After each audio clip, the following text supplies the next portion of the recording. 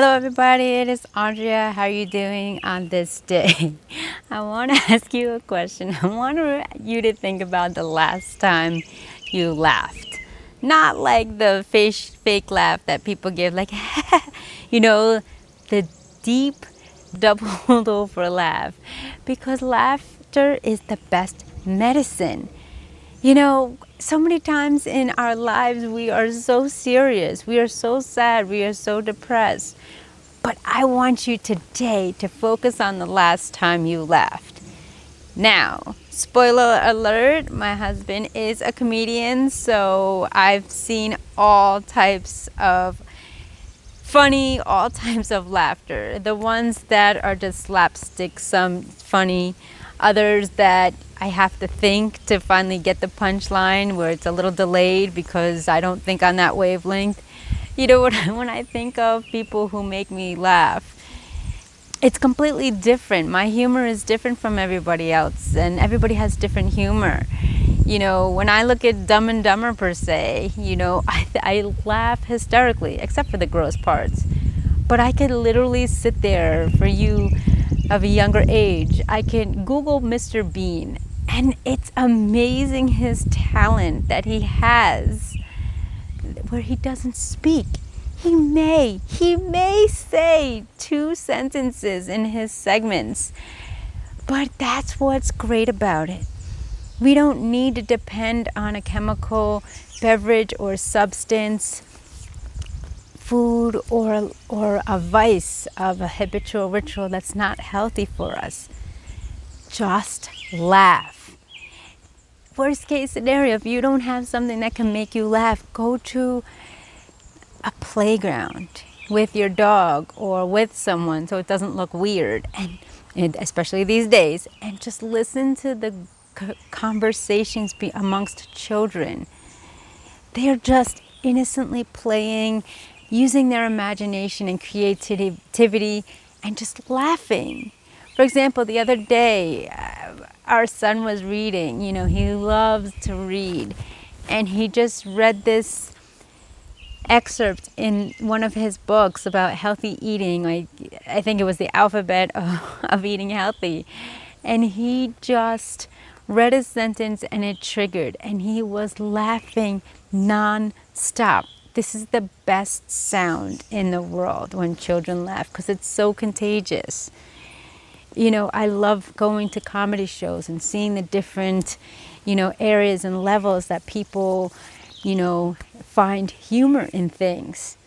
I like the simple stuff. I like when somebody's talking and then somebody says something silly and then they just stop in mid behavior and they just look at them. They raise their eyebrow and just kind of look like that. Or even when they stop in their mid sentence and just be like, "What?"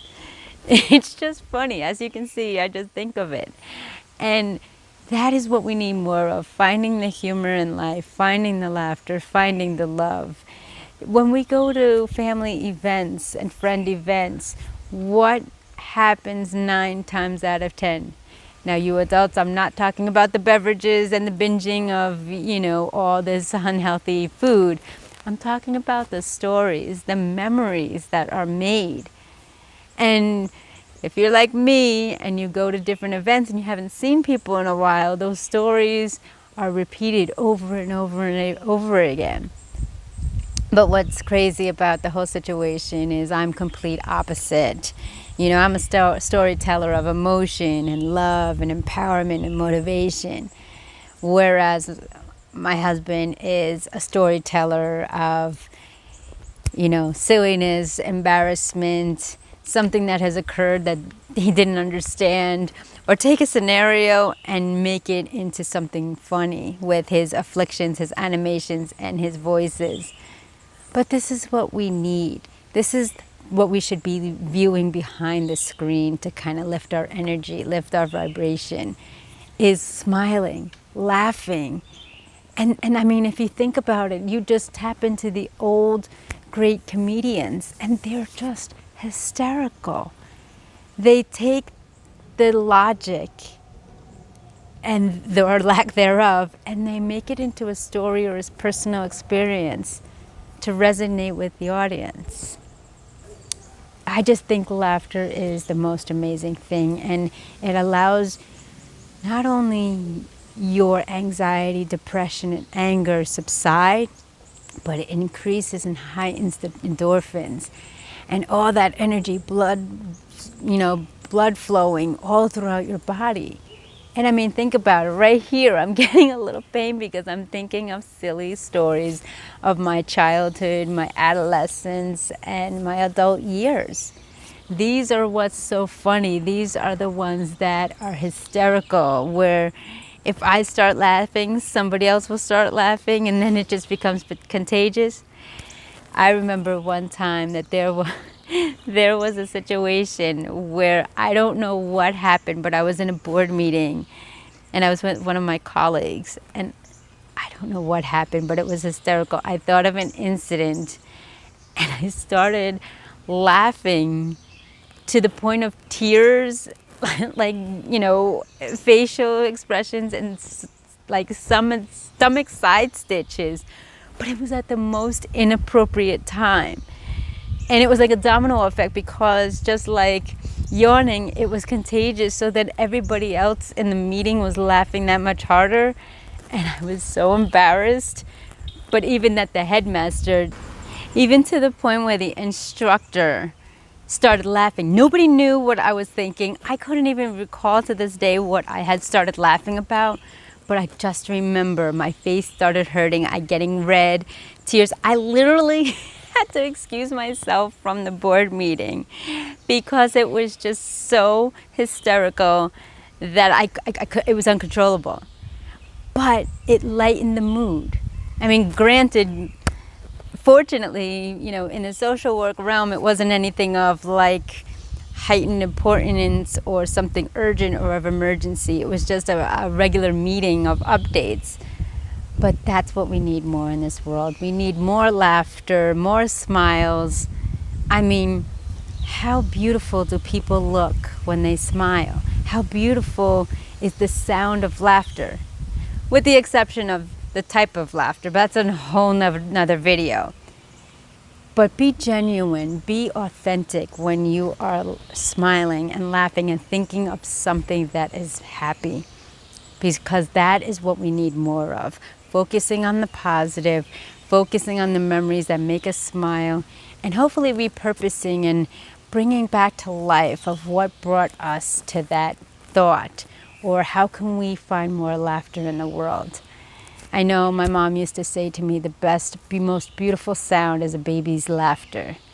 And some of them you'll find on the internet are really funny.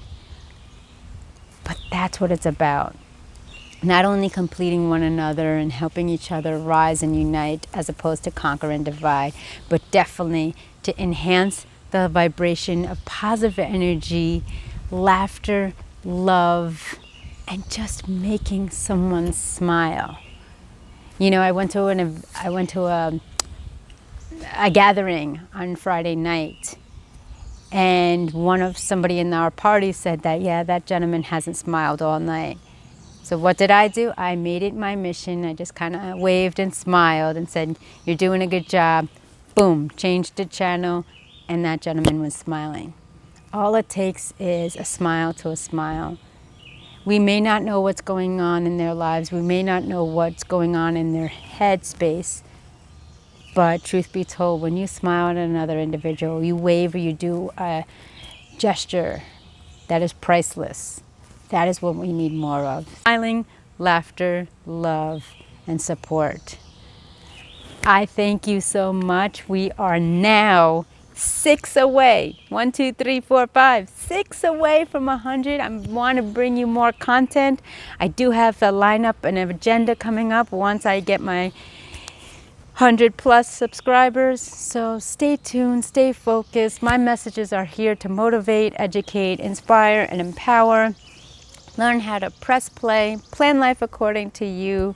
I am your personal accountability coach, and make sure you always, every single day, take that pen to your hand and start writing.